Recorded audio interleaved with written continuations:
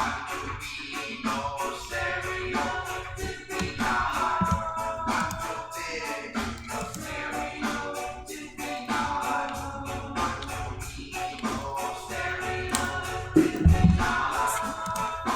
shit.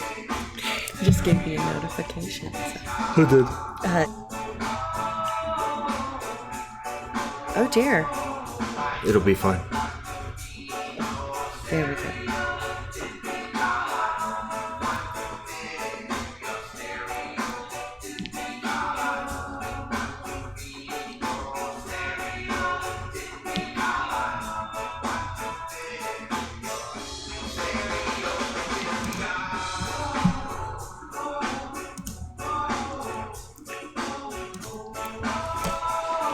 Live from the mighty Wiedwerks airship, I'm Travis Lippert, CEO of Verks Unlimited Limited, better known as Wiedwerks. And I'm Julie Richardson, Director of Commercialization and Promotions.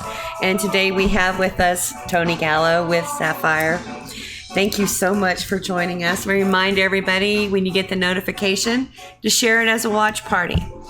It's the easiest way to share it as a watch party. Yeah. If you're on Facebook, please like our Facebook page and sign our up channel for alerts on YouTube. Subscribe and then hit the bell icon. It'll help us get the word out there. We got a lot of really cool people on this show, and the more people who get to hear what they have to say, the better. Right. We're going to Healthy Denver Festival, and tell me the date. It is the 24th. We have a busy day on the 24th.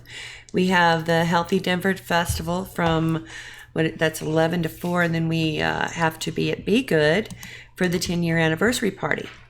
So the Healthy Denver Festival is at 68th in Pecos. I didn't bring this. Yeah, we'll post a link in there. Yes.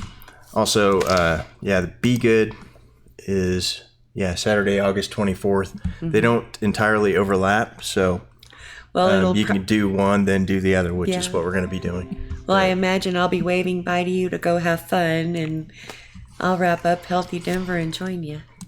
Sounds good. And then Oklahoma Cannabis Expo. Mm-hmm. That's October 18th through 20th. Yes. I think the 19th. No, it's not. It's the Friday, Saturday, and Sunday, isn't it? Of October. Mm-hmm. Yeah. So we're going to be there, and a lot of cool people are going to be there. I don't know where my notepad is, where I wrote down everybody, but... is this your notepad over here? Uh-huh. Maybe. Let me see. We like to collect notebooks around here. Yeah. I have at least 4. That Oklahoma Cannabis Expo is going to be cool. So we'll be there. And now it's just us. What'd you do before cannabis?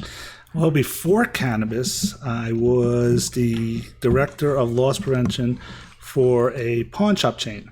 The largest publicly traded pawn shop chain in the United States called Easy Pawn. Had 1,300 stores in 3 countries, and was there with them for 17 years. Wow. Yeah. And before that, I was with Sears as the director of, or the regional loss prevention manager in New York City, and then I was with Macy's and ran their New Jersey region. So now, what do you do with Sapphire Risk? So, as the managing partner of Sapphire Risk Advisory Group, our main role is that we offer security solutions to high-risk businesses. So, our clients are not only in the cannabis industry, but other high-risk businesses such as jewelry stores, liquor stores, convenience stores, firearm stores, tobacco stores. And really, if you think about it, the main focus of what we're doing is we're working with clients that have a large amount of cash on hand and a very desirable piece of merchandise. So whether it is a firearm or whether it is a vape pen or whether it is tobacco or alcohol or cannabis or CBD, we help them protect that item. With 3 things that we really do in this cannabis arena is we work with clients in helping them get their licenses. We've been in 22 states nationwide. We've done over 200 licenses applications from the security section. We write the security section of state and city applications. And then we also designed the security floor plan. I gave an example of what the floor plan looks like. And from that, once the client gets their license, then they are, this is here. It says top secret on it. Well, we're going to share it today. But we can share it. Yeah. So if you want to look at that. So that's basically a dispensary floor plan design when it comes to security. If you want to go to our website, it's up so you can take a look and get it direct if you feel comfortable with that. And then once the client opens up their business, we help them with their policies and their procedures. And that's the main thing. If you look at a lot of companies, they spend a lot of money getting that license. They spend a lot of time applying, working with people, getting the building. They then get the license. They spend time building it out the way they want, putting the plants in the ground. And then the next thing they say is, now what do I do? And, a lot of times that's the difference of that profit margin is whether they're going to be successful or they're not going to be successful. And we get a lot of calls in established markets like Colorado and California for companies that have been up for 2 or 3 years, and all of a sudden their margins are starting to eat away. And we go in and we try and determine, is it due to some sort of losses that are occurring? How many times probably have you found it's in the details? I think a lot of times it's something overlooked. I think one of the things that you see a lot in this industry is a level, I call it misplaced trust, where an individual has been working for the company for a period of time, or they've known this individual for, since, they were in grammar school together, and there's not that check and balance there. There's the procedures that should be in place aren't in place, and you start to see internal losses when it comes to that, or when there's a procedure that is a simple procedure. And I'll give you an example. Bud tenders. You'll see a bud tender, and as we all know, bud tender takes the buds and cleans off the leaves and all of that, and usually they're in a room that has a high amount of security in it if you're doing it properly. But this bud tender would palm the bud in his hand, pull his latex glove off, and throw it in the trash. He didn't really care that there was a level of security there because he wasn't stealing anything at that time. The company did not have a good waste disposal program. So at the end of the night, someone would go around and pick up all the trash bags and throw them in the dumpster. And at 2 o'clock in the morning, he'd come back and he'd just reap all the benefits from that. So it wasn't that the security at the bud tending or the trim room was bad. It was that the company wasn't following their waste disposal program like the way they should have. Huh. So it's interesting how people steal. And a lot of times, we deal a lot with that, especially in the established markets where the focus may have been at the beginning of an external. We're going to get robbed. Someone's going to break into our location.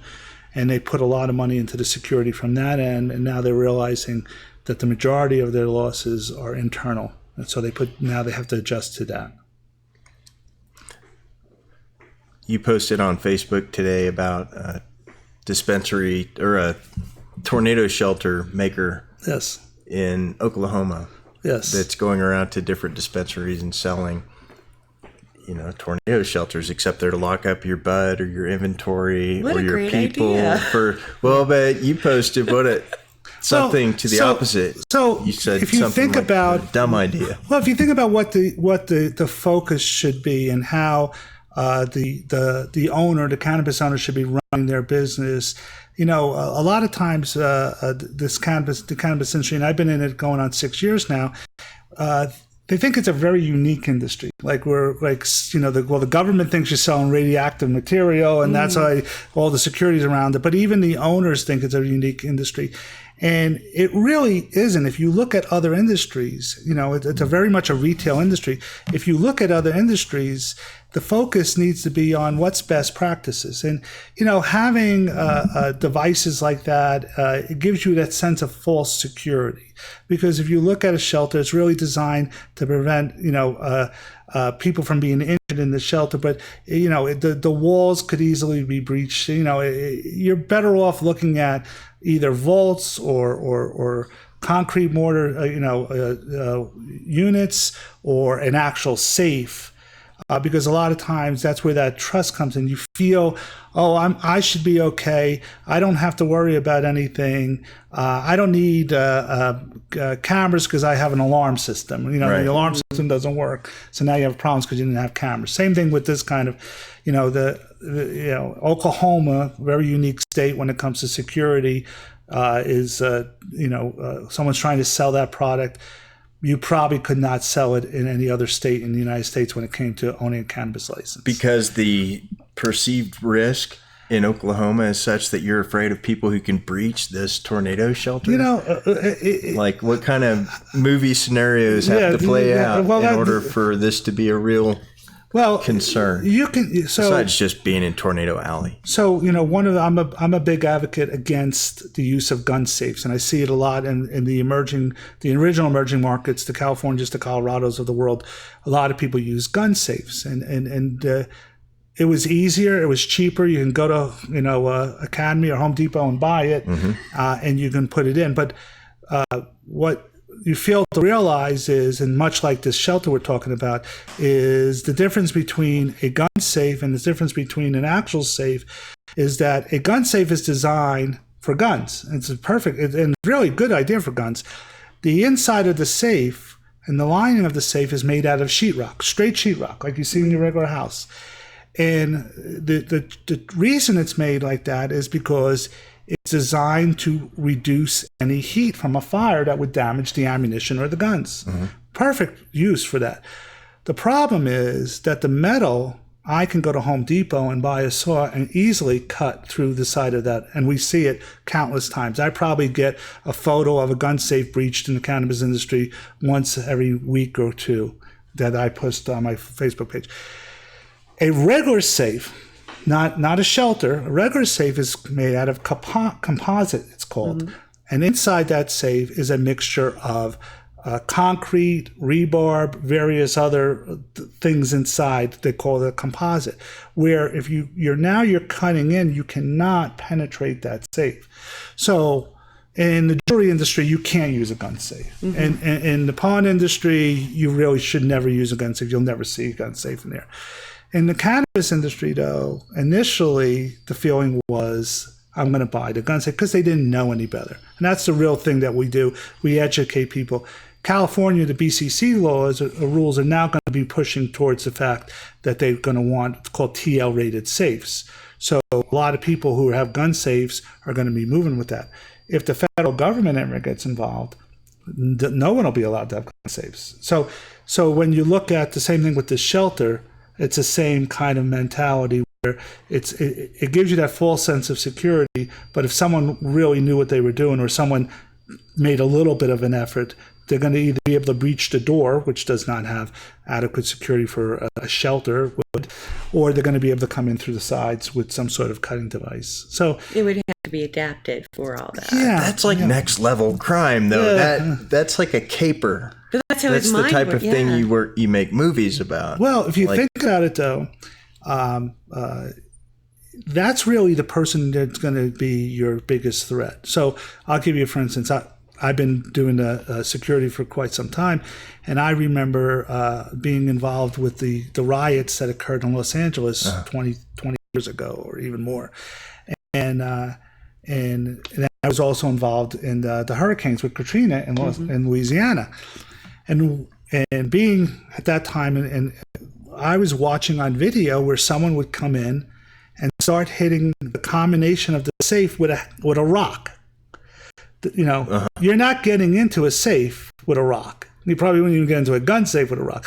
But that was their choice of weapon, was a rock. So those levels of criminals are not going to get into a shelter, and they're not going to get into a gun safe. They're not going to get into a regular TL-rated safe. It's that other level that you have to be concerned in. And that's where you start to see where, you're seeing dispensaries, more and more dispensaries being cut open because someone is coming in. And they have like tools. Mission Impossible, yes. And they have those tools. You know, when I was in the like a Sawzall? Yeah, or diamond cutting saw from a Home Depot could cut through most gun safes. Stuff you can get at Home Depot very that easily, can be used to do that? Very easily. Are there specialized tools? Yeah, it's not even specialized tools. It's just more expensive tools. It's more planning. Yeah. So if you have your normal criminal that comes in and breaks through comes in through your roof or whatever, they're probably not going to be able to get into that, but they're going to grab as much as they can. It's that other criminal, the one that knows that you have a large amount of cash in that safe, that are going to be planning it, kind of like that Mission Impossible type of thing. And that's really the ones you have to worry about, Ones with the tools and the planning. The one with the tools and the planning are the ones that are real. And then the other thing is perception. So one of the big problems we're starting to see now is smash and grabs drive-ins, where we're seeing late at night someone drives their vehicle into. That happened to one of our stores right up the road. Drives right into the dispensary, runs in, gets nothing. Well, what are they going to get? There's not much of anything. Sometimes there's stuff left on the shelf, but the majority of the time, everything is locked away somewhere. Yeah. They don't have the tools. They just want to run and grab whatever they can. Right. So they do that in jewelry stores or pawn shops or firearm stores, but they steal $500 worth of merchandise and do $15,000 worth of damage. Mm-hmm. That easily could be solved by putting bollards, those metal poles, right in the front, or nice, big, decorative, heavy flower pots. Yeah. So that's the kind of level gargoyles. Or gargoyles. Mm-hmm. We just recently saw someone who's asked us, should they build a moat around their facility? Hey, and we were looking at is moat with arches on the top? Hey, the marketing avenue. Yeah. Go to town on that. We could have duck races and. So we'll have to get trenching devices to build that moat for them and fill it with attack dogs. That's if you had a moat, followed by a small berm, then no car could hit that. That's right. They would all go straight into the moat. Exactly. I mean, and then you could narrow it down so the only way that you could enter is via a drop ridge. So we'll start building castles now. Yeah. We'll build castle grow facilities, or castle cultivation facilities. Is it true? Do you know didn't a company buy an old jail in Colorado and turn it into a grow? Oh, I've seen that. I've seen a lot of that. I've seen a lot of old jails. I've seen a lot of banks, which have the old vaults that are still intact. Yeah. I actually think those are, if you can get them, they're not bad ideas. You already have a general vault in cannabis. Place. Yeah. I've seen, so I've seen prisons. I've seen a lot of banks. I've seen some jail cells. So, and the nice thing about that is you have a bank that's gone out of business. Now you're revitalizing it again, because it's very difficult, or it's more of a challenge for someone to do something with a bank. I've seen restaurants made out of banks, but for the most part, but this is a natural fit with a dispensary. I think those are great ideas, and I love vaults. You were talking earlier about. When did you enter the industry, and tell us about the article that you wrote about the generations of cannabis industry entrants? So I left the pawn shop industry and started my own business about 6 years ago. So I started Sapphire, and I was going to focus on jewelry stores and pawn shops, because that's what I did. I had a good network of people, and I love the pawn industry. I love the pawnbrokers. I work closely with them all the time. And I got a phone call to speak at an event in Boston 5 years ago. And it was a new concept, a new event, and it had to do with cannabis. And could we speak about robbery awareness, cash management procedures? And I knew nothing about cannabis and the cannabis industry. So I looked it up and I said, large amount of cash, very desirable piece of merchandise. It's what I've done for 20-something years. I can speak at that. So this new company, it was called MJ Biz, reached out for me, and I went to Boston. I spoke in front of 125 people. There were 15 vendors at that location. I spoke about the cannabis industry. Right before me was Adam, who's the CEO of Men.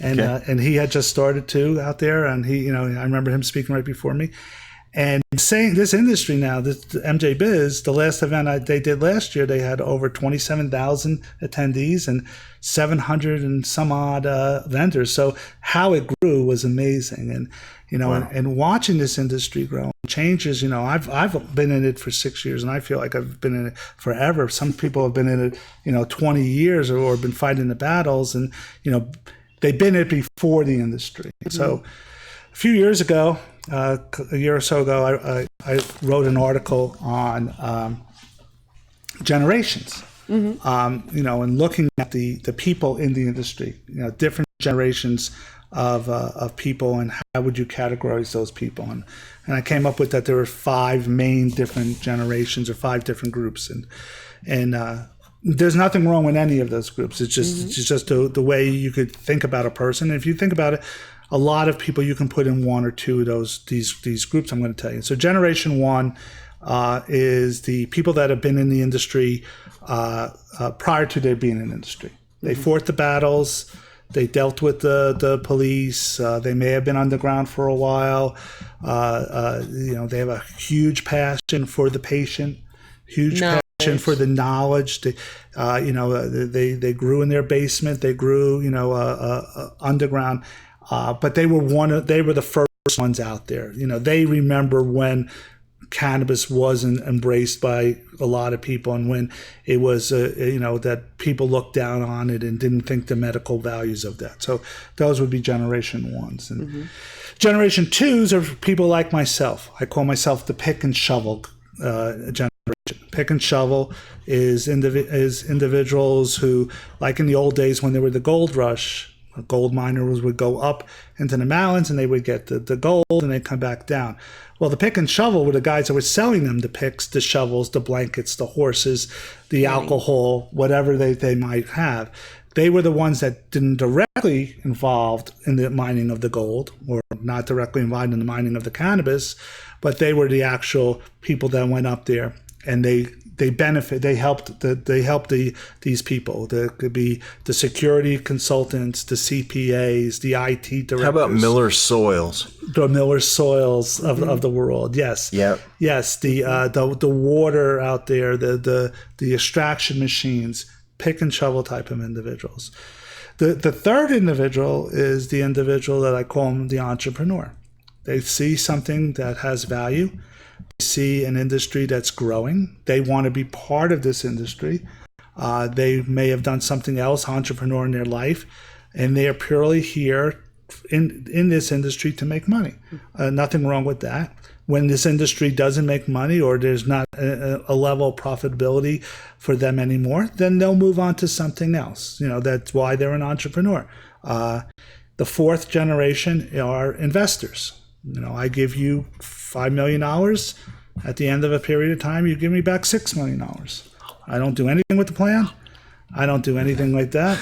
Yeah, I was saying, holla investors. Yeah, hello investors. Right. Yeah. Gen 4. I'm investing purely in a commodity, in a product, in a concept, in a dream. I feel comfortable about it. At the end of the day, you're going to come back and you give me money. And the fifth one, I call them reality stars. Nothing wrong, again, but a reality star is someone who's in the industry purely because they want to be recognized. They like to hang out with celebrities. They're really not focused on whether they're going to make money or not. They're really not focused on being an activist. They're really not focused on pick and shovel. Their real focus really is they like this industry. It's a sexy industry. It's an industry that they really want to get recognition. They love going to parties. People recognize them, or they'll sign autographs, or they'll be the lead speaker at an event. That people will come and see, and you see them with Mike Tyson, or you see them with Willie Nelson or something like that. So I call them reality stars, and then you can take that and you can say, okay, look at these 5 generations, and this one individual's but one you or even two. said one that you didn't put into a category. You said activists. Yes. Like, where are the refugees in all of these? Because to me, that was formative in... I would say a lot of the people that I recognize and I say are activists are the generation 1s. Even the ones that just came, even the ones that may not have been into the industry prior to it being an industry, they have that passion, they have that desire. I really think all 5 of the generations have a passion and want to see this successful and understand the value of the plant. Yeah. And so, I don't see that one doesn't care about the refugees out there and the sick children and all that. I see everyone being passionate about it. I just see that the Generation 1, because it was a very small community and a small group, they had to be more passionate towards the activists. And now, I'm an entrepreneur, I'm a Generation 3, or I'm Generation, it might be easier for me not to have the passion, but I'm going to give you money so that your child is taken care of, or that the refugees are taken care of. Mm-hmm. But I'm not going to have that hands-on that I might have had when it was a much smaller community. Right.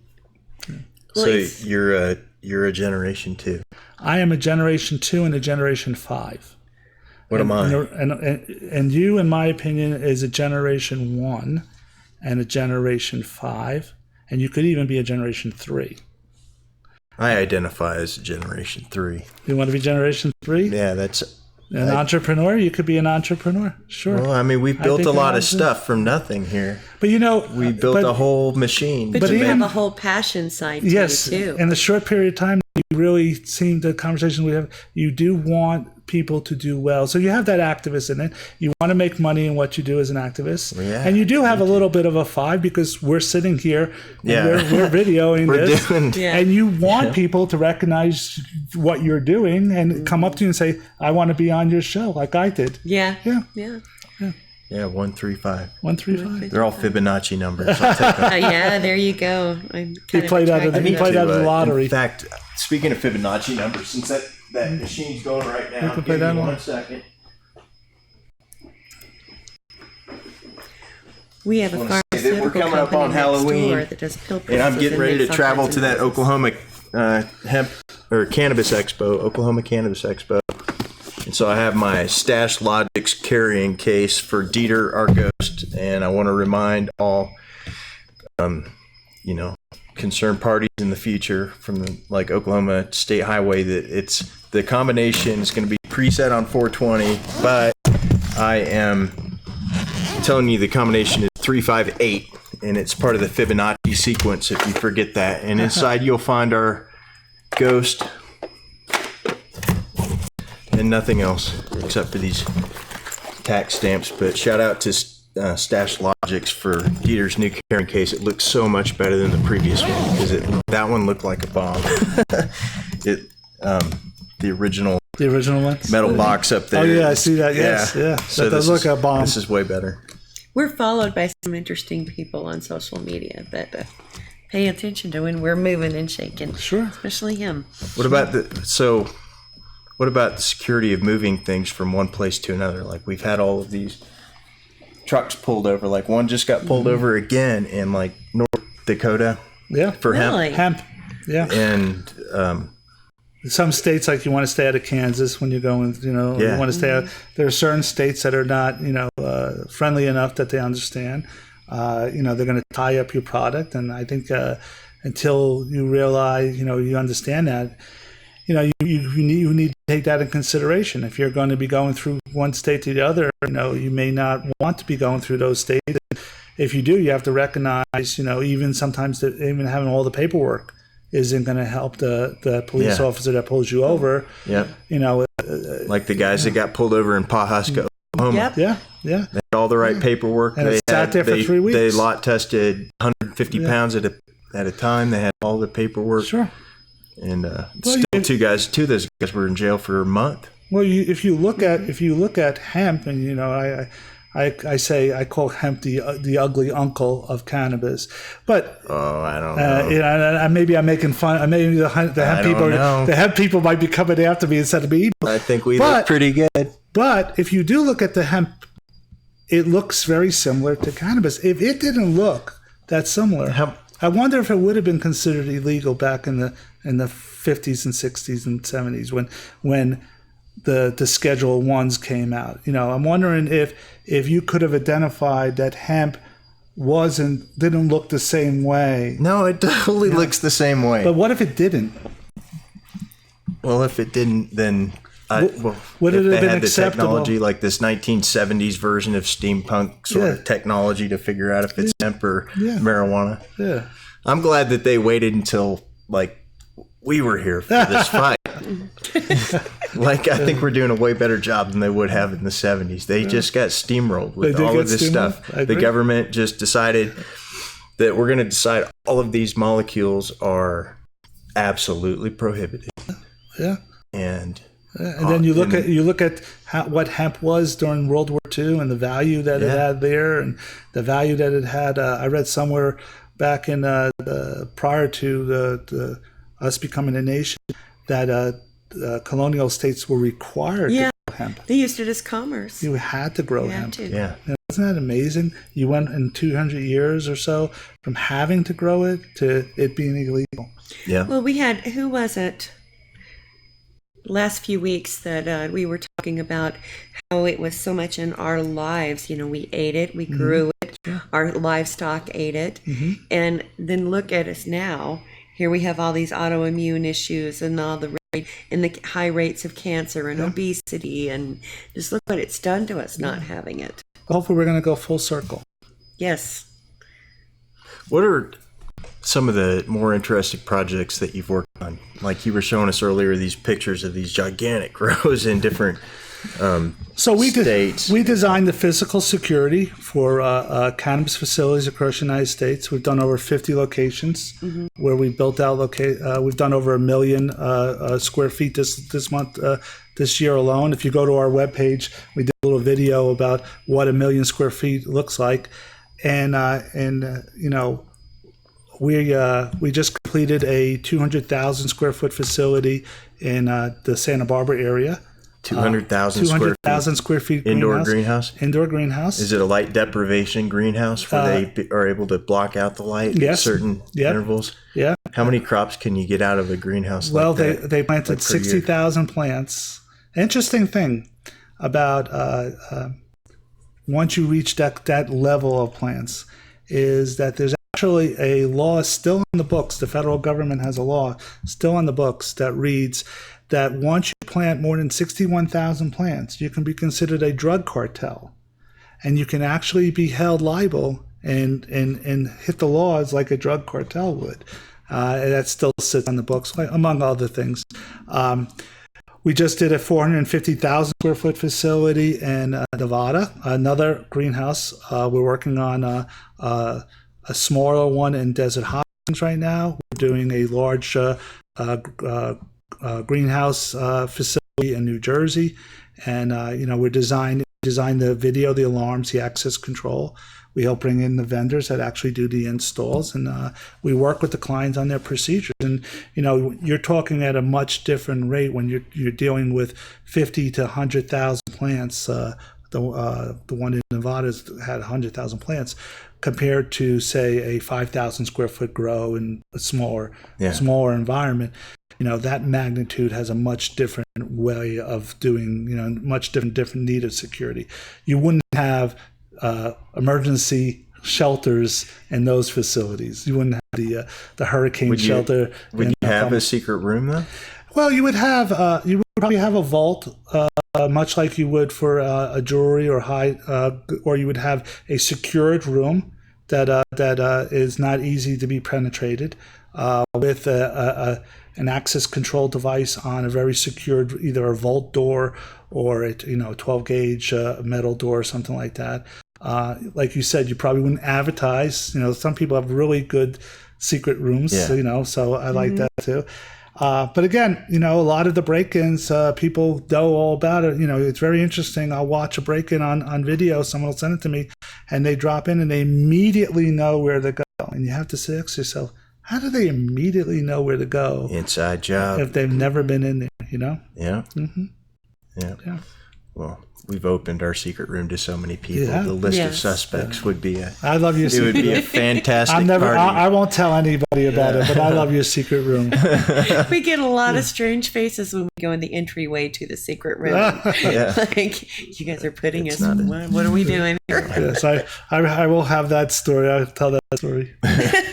Do people use drones yet in their security plans? In fact, in what ways do they do that? In fact, people use drones, and if you're talking about a large area, especially the hemp industry, if you're covering acres, or they'll use drones. They'll also use drones when they want to see what's going on their roof.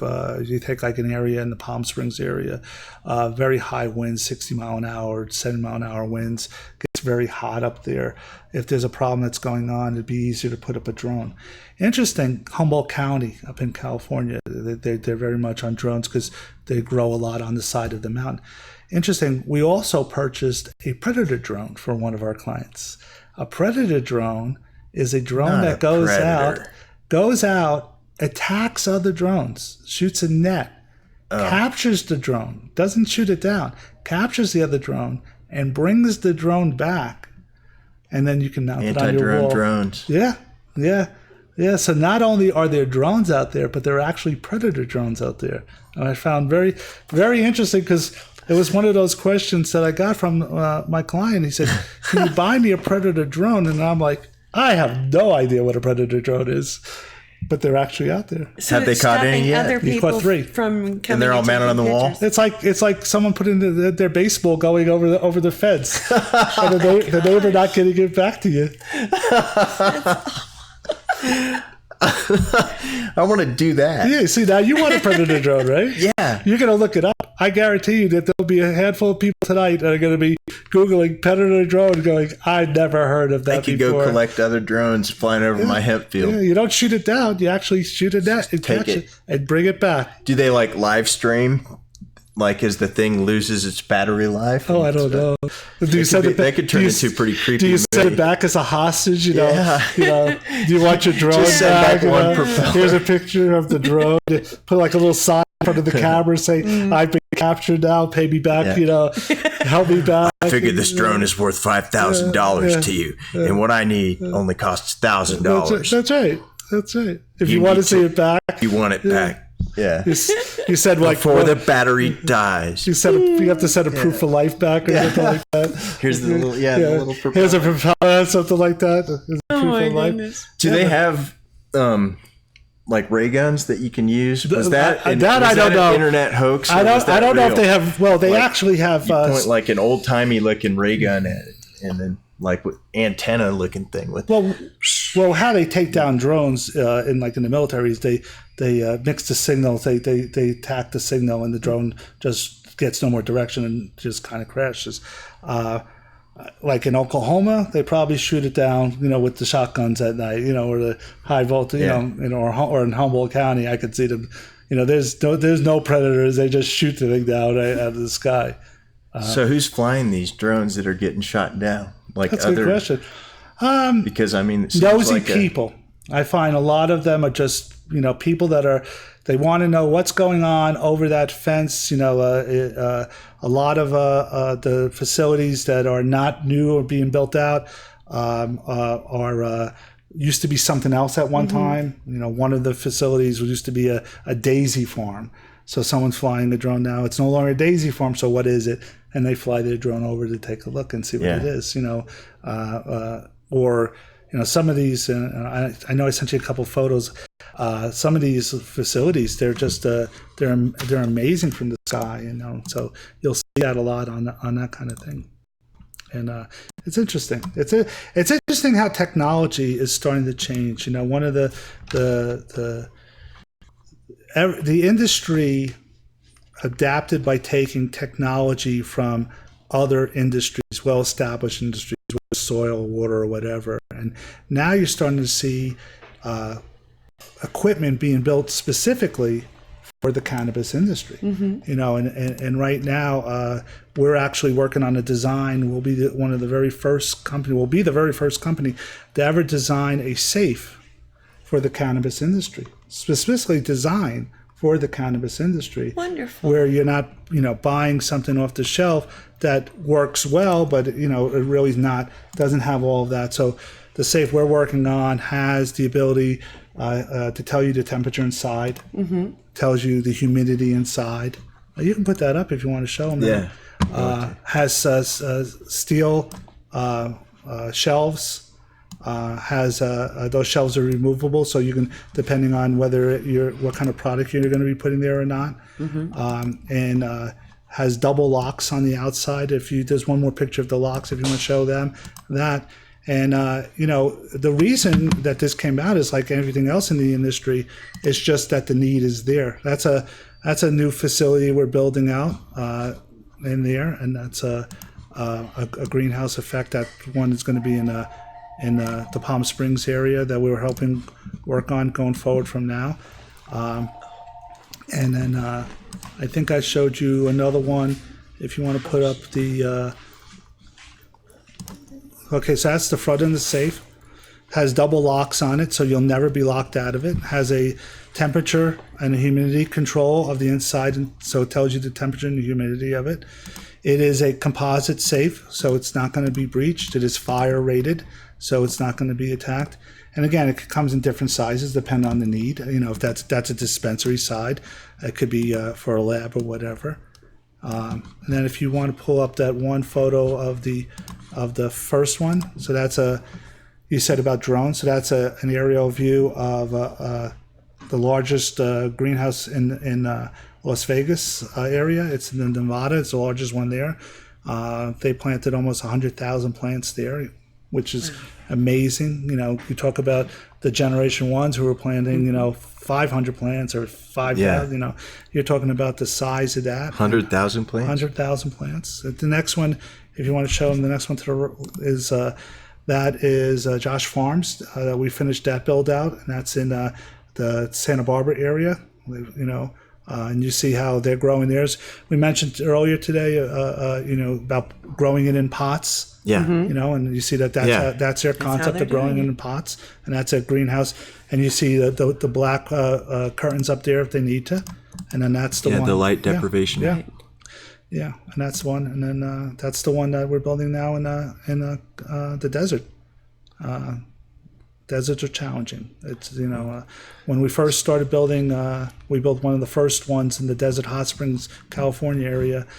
The temperature went up to 160 degrees on those roofs. Oh my gosh! And the security sensors on the roofs started to melt.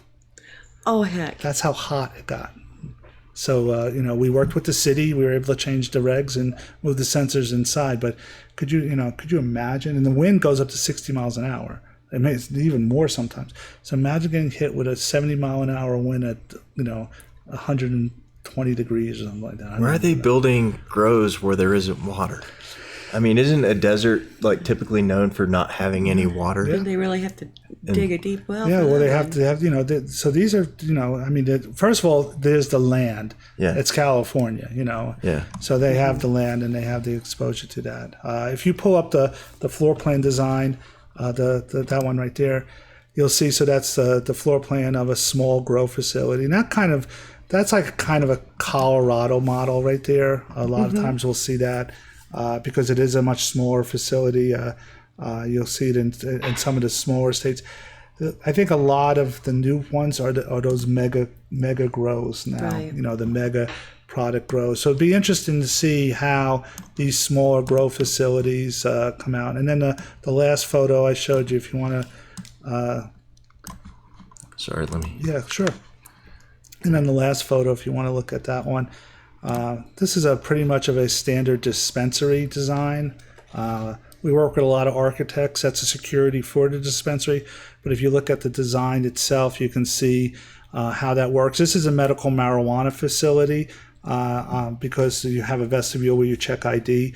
Right. The majority of the United States is medical marijuana, although, moving more to recreational, but it's still the majority is medical marijuana. And I still see in recreational areas that they still use a design similar to this, where they don't want you to immediately walk in and you're right there, you're in the dispensary. Right. You need to go through some sort of portal to get in. Yeah. And they have some great concepts. The one in Las Vegas that they just went to, I don't know if you've been to that one.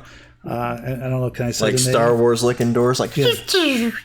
make it a whole experience. There's one I've seen. Make it as cool as checking in the laser tag. I thought the one I saw it reminded me it was like a Microsoft location. You walk up and someone helped you, and they have a pad, and they and you buy it right there, and Interesting. and it's interesting how you see that. Yeah. If Sorry, back on these predator drones.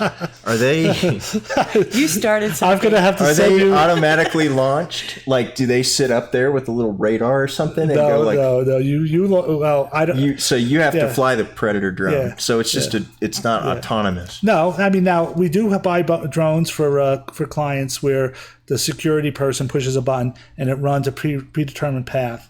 And you just watch it on your iPad. Yeah. And you don't have no control over the drone whatsoever. It just runs its path and it comes back. But a predator drone, my understanding is you have to have a little bit of knowledge of how to attack the other drones. But what if you had a special, like for the irrigated farms that are on pivots, like a special pump, like a machine gun on it or something like that? Water machine gun Well, that it could. But then you can't bring the drone back. You have to, then you and the other guy. No, it crashes and then but what alerts you that like, hey, I just went off. Yeah, but then you can't hold it for ransom then, can you? Oh, assuming that they would get there before you did. Yeah, or something like that. It's like the ball didn't go over the fence. So then another drone that books it down between the rows and... That's Star Wars. Star Wars. It's amazing. When you were talking about the level of concern that you might have, like the level of heist that could occur at a business that has lots of cash, lots of, smaller valuable items. I mean, the size of that facility in Vegas, I mean, that is the type of thing that would have some sort of huge, starring Brad Pitt type of operation go at it. And so it's fun to think about all of the different countermeasures that could be put in place. Sure. When you're looking at, when we designed the security, we look at that location and we're talking about a setup that has, 2,500 square feet. We've done dispensaries that have had 800 square feet. I mean, that's very small. Yeah. And then we've done dispensaries that have had 15,000 square feet. Same thing with grows. We've done 2,500 square feet grows to 750,000 square feet grows. So, again, what level of security, what level does someone have a desire to attack it? The 2,500 square foot facility, maybe the guy with the rock is hitting the safe, and the 750,000 square foot is the Mission Impossible, ninjas that come down and with the acetylene torches. When I worked in the pawn industry, we would have people that would come in and they would get loans. They would sell the pawn shop acetylene torches, with the cutting torches, and then the pawn shop would buy it, and they'd come back that night, and they would break in and use the torches that they just sold to the pawn shop. No. Wow. Yeah. Pawn their own That's pretty tools. nefarious. Because then they didn't have to bring it in through the Oh, to yeah, the ceiling. everything's already there. It's already there for That's them. forward thinking. Yeah. Unless Yeah. they have facial recognition technology or something like that. Have you been following the Area 51 stuff? I have. What do you think about that? It'd be very interesting. I saw someone say, they said, no joke, don't you come here, type of thing. It'd be very interesting how they would actually deal with that if that actually occurred. I'm not quite sure how that would play out. About directed energy weapons. Yeah, or they have those noise blasters that they kind of hit you with, and it kind of makes everyone walk away type of thing. So or the big water cannon. I don't know what they would use, but I have a feeling that there are certain things that the government's going to allow you to get away with doing. You know, you want to protest on the White House lawn, you might get away with. But there's certain things that they're going to go, we're drawing a line here. That's not going to happen. So I'd be interested to see how that plays out. I think they need to reschedule Red Flag. Yeah. So that it coincides with that weekend, and just give all of these Americans an awesome air show. Everybody who takes off from Nellis, go fly over it and do all that There's a stuff. cool music festival in the next town for it. Is there? Well, Yeah. We'll fly one of everything we've got. It's concluding with the flying saucers that we know you got in there. I want to see them aliens. I'm not going, but That's I'm right. definitely interested. Maybe they have a greenhouse out there they're growing too, or something out there in the desert. Have you have you listened to Joe Rogan? I thought you made some mention of that earlier. Yeah. His interview with Bob Lazar has me believing that there's like at least a few flying saucers sitting pretty close to where all these people are going to gather. That would be something, huh? They should just show it off. Everybody knows it. that you've got it. Just show us what it'll do, and then we'll go, all right. I think they would back off at that point. I would back off if I was approaching, and then all of a sudden this saucer came out. I'd be all right. I've seen enough. I'm ready to go. Sure. Yeah. Like lift a cow up for everybody. Yeah. Just like, see, okay. What else you want to see? Yeah. You know? That would be a sight. That would definitely be a sight. I like that. I like that. The cow. We don't have that device. I don't sell that device. You don't sell that device? Well, darn. No laser cannons yet. No laser cannons. Someone did ask me one time, though, you know, could we put some sort of laser cannons on the roof? And we're like, no. You know, you sell cannabis. You know, let's stay focused on what we do, and you know, frying the person in the parking lot should not be at the top of your list of business needs right now. So we didn't do the laser cannons. Any like machine gun requests? Machine gun? No. Or automated? I'll tell you this, like when I was growing up, my dad owned a bunch of, before he owned a pawn shop, auto parts stores. Yeah. And they kept getting broken into, and people would cut through their roof, and the cost of fixing that safe every time became so exorbitant that they just started leaving the safe open. Yeah. And there's nothing here to take. Don't ruin our safe. And they kept having to patch their roof. And so, you know, conversation became, maybe we could just run like a bunch of wires up in the ceiling and just razor ribbon, electrocute them when they try and do that. And it turned out that wouldn't have been legal, so they didn't do that. Well, one of the procedures we have, if you see the counters, you see those green overhead cameras are indicate that those registers. So each overhead camera on that floor plan, each register has an overhead camera.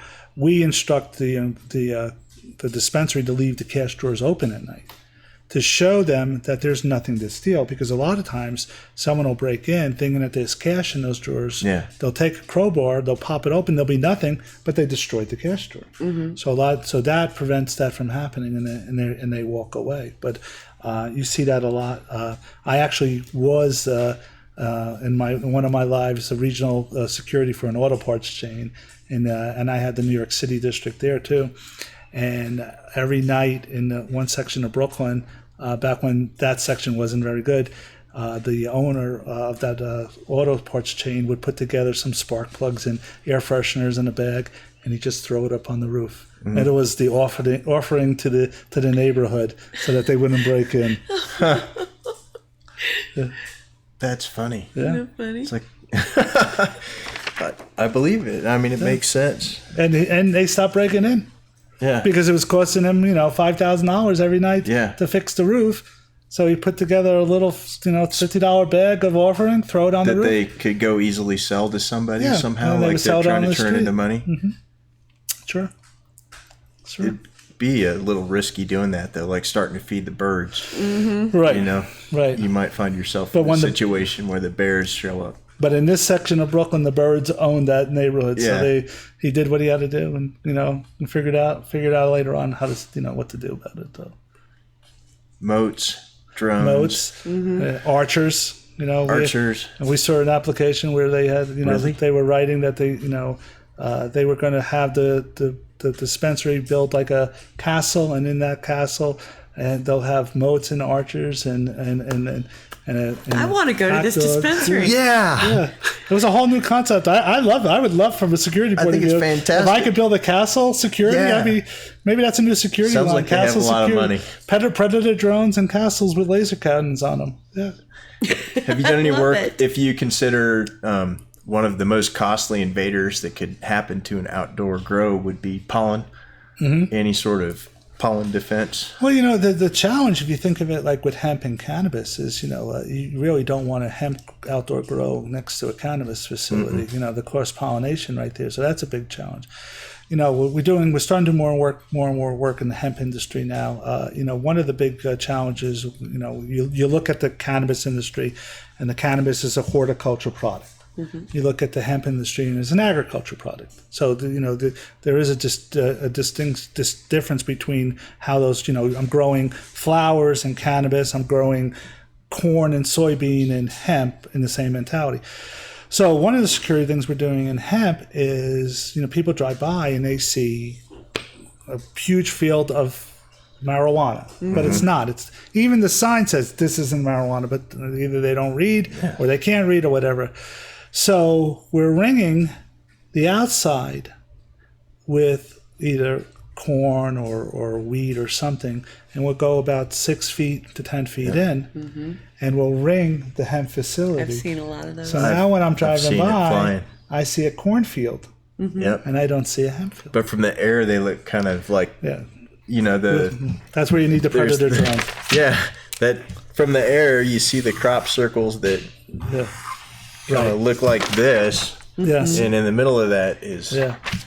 a different shade of green. And you can see it flying. I was flying back from Memphis, and I started like, oh my goodness. So Look at all of this hemp they're growing. Yeah, hiding it in plain sight. So Yeah. they have their own. They have a big secret room. Yep. Yeah.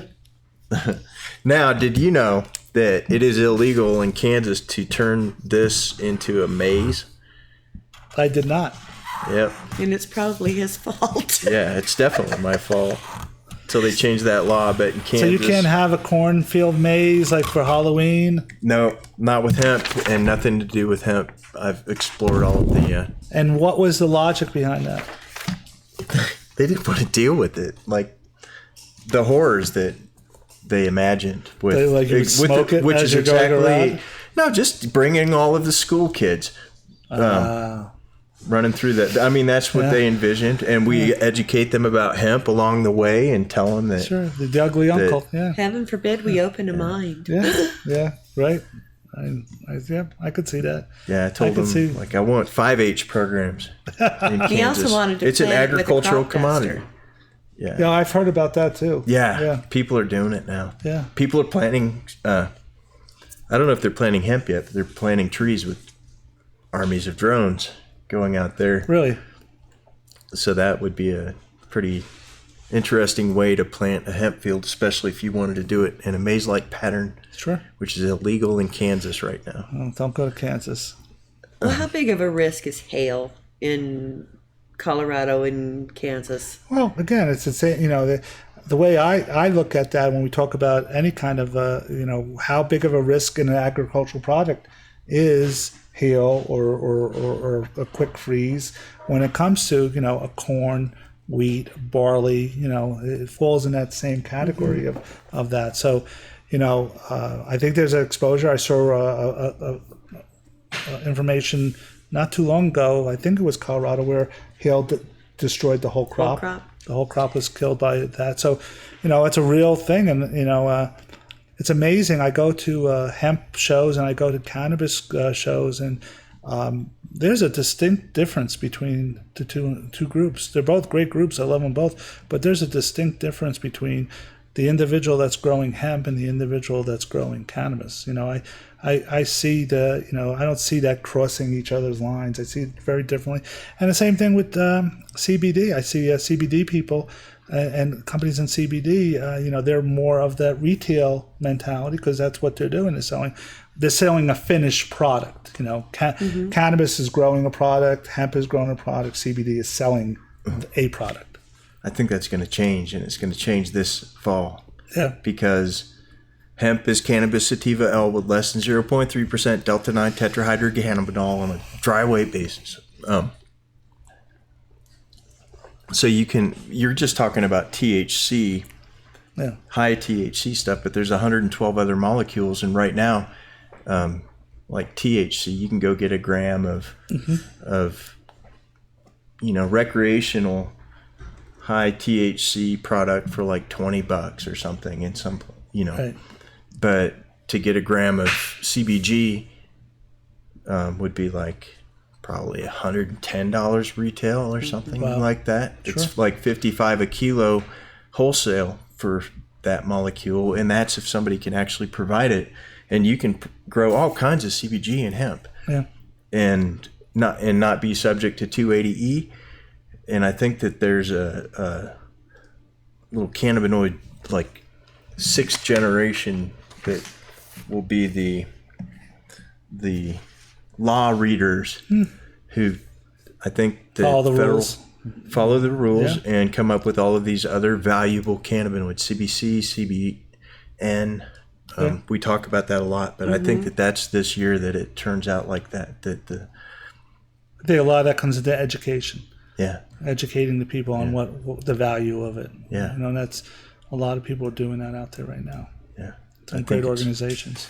I think a lot of the big money that comes in is going to start growing CB, other things besides D products. I could see that. What I hope is a lot of money gets invested in the textile industry part of it. I'm ready for tables and building materials. And straws and hats, clothing. Sure. No, I love it. Everything that we can, that we cut down a tree for, or drill a hole in the ground for oil to produce, I want that replaced. I see that there's going to be a big retail market for hemp textile products, that there'll actually be a chain, much like the Gap is or something like that, where someone's going to be selling, a hemp product, a hemp clothing line in this chain of stores, and that's going to be a big wave next year coming up, where they'll start. I actually envision that the fashion trend will be more of the 1960s fashion trend, where hemp textile products, hemp clothing will be big. Well, and I'm hoping, and from what the industry is showing now, is these are all environmentally conscious companies that are coming up, and I hope that continues. Because I'm looking at hemp with the same way I do turkey bacon. Turkey bacon is full of a lot of chemicals that are really nasty and not good for your body. So just go ahead and eat real bacon. Right. So with my idea with hemp, if it takes a lot of chemicals and it does a lot of destructive things to make this product produce into something else, well, that's not going to be a win for us. Agree. And it's, making sure that we have a environmentally conscious mindset when we do this. The good thing is you don't have to bleach it like you do wood and treat it like you do wood. Right. It's already a game changer with the natural acids it already has. So I think it makes sense. I agree. Do you know about any of these companies that do security training, like security forces training, that have, like, there's a company that bought an army base in Alabama, and it's like a pretty decent sized army base, and they turn it into this great big private warfare training center. Is it to train the security people, or is it just to people go there for fun to learn how to do it? I don't know where they draw the line. I think you see a level of training. It's military type training. It's like training it's like Blackwater type of. I got you. You have to look at what level of security you need. I have the concept being then is I need this level of military or retired law enforcement training because I'm going to be attacked from the outside. Like the castle mentality. 90% of all losses in the cannabis industry come from the inside, though. So I'm a grower or I'm a dispensary owner, and I invested all my money on external attacks. If you look at statistics on robberies in the cannabis industry and compare them to convenience stores, it's not even close. Should I be better off using those resources on employee culture of honesty training and awareness programs, and from that, how many military assaults have you heard about on a grow facility? Not happening a lot. The guy that breaks into a grow facility, you watch him on video, and he's barely able to stand to begin with, and he pulls 10 plants out of the ground, and I'm like, good luck with those 10 plants, and welcome to it. So you have to ask yourself, what is the value of spending hundreds of thousands of dollars on a military style security force if my threat's not from the external? And statistically, it shows that it isn't. 90% is internal stuff, so it's all about cameras and biometrics, and it's all about setting an image that this isn't a place that you should steal. And you want to communicate that to your employees. You want to communicate that to the people that are in there. Communicate that to the drivers and all the people that have touches to the product or value to the product. So, and my statistic, that's not my statistic. This statistic, they're the same statistics or very similar to you see in almost every other retail. If you looked at, Macy's, if you looked at department stores, if you look at a cannabis facility or an auto parts chain, the losses are always statistically internal, and and stats show it. But think about it. You've been involved. You understand a lot, and you've been in tune with the cannabis industry. How many break-ins and robberies do you see compared to the number of facilities that are nationwide? And how many convenience store robberies do you see? There's 10 of them every day. Yeah, right. Yeah, it makes the news. Like, you pay attention every time that. Sure. Mostly because I subscribe to your, or I'm a follow your Facebook page, Sapphire Risk Advisory Group. Yeah. Is that right? Yep. Sapphire Risk. Yep. Yeah, that's how I pay attention to it. You guys should all also do that. Follow, and we get the alerts. A lot of interesting information. Yeah, and so we keep in track with that. We have a cannabis security page on Facebook. You can Google, you can go to Facebook and search it, and it's cannabis security. So if you want to just talk about security, we have a lot of vendors that are on there, security vendors in the cannabis industry that are on that page. A lot of business owners are on that page. We'll post anything that we see. I'm not saying that the industry is the safest in this world, but I'm just saying you have to look at where you're spending your resources on that. Are you focusing in the right area? Meanwhile, stuff is going out in the back of the store. Did you play like Dungeons and Dragons as a kid or anything like that? No, I played chess a lot though. I played chess, not Dungeons and Dragons. I played chess, and my kids tried to talk me into playing Fortnite right now. Yeah. So, see, but in Fortnite, I'm the guy that hides. Yeah. And I wait for everyone. Yeah, I build the world's biggest fort. Is that what you do? Yeah. And then get killed. Yeah. See, I hide, and I let everyone else get killed. So my logic was a little different. Yeah.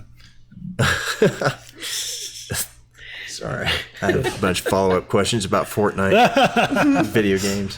Now they're all playing Apex Legends. Is that what it is now? Yeah. It's like Fortnite, except you don't build a fort. But it's the same thing. Like, a circle gets smaller over time. And you get the storm. Yeah. Yeah. We actually had a Sapphire Pokemon at one time. We actually got a Sapphire image. Really? And we were able to make a Pokemon. So nice. I'm trying to find... I told my son Carter if he can make me a Fortnite character, I'd be much appreciative of that. The Sapphire Fortnite character. That's awesome. Yeah. Well, we're running long on time. I love talking about schemes, about how to break into a place and keep people out of it. And I'm very interested in the drones. I noticed that. I'm going to have to send you some literature. Think about all this stuff. Like, you could have I see a drone in your future. If to break into a place, you knew that you were going to get hit by like 3 drones that were all going to take your picture, you wouldn't do it. I mean, it just wouldn't make any sense. No, you would move on to the other. You'd have to increase your, your invasion. And that's security 101. Yeah, security 101. It's more expensive and it takes more planning and it's just more effort. Sure. Yeah. Very interesting. How do people get a hold of you? If they want to get a hold of us, our website is sapphirerisk.com. And my name is Tony Gallo, and you can reach me at tgallo@sapphirerisk.com. We are based in Dallas, Texas, middle of the country, and we can service anywhere in the United States, and we've been in 22 states so far. Well, thank you very much for joining. I appreciate it. Thank you, Julie, for setting this up. Thanks, everybody, for watching. And as always, I'm Travis Lippert reminding you, if you don't get hemp here, get hemp somewhere. Wait, this is what I'm going to do. Switch that.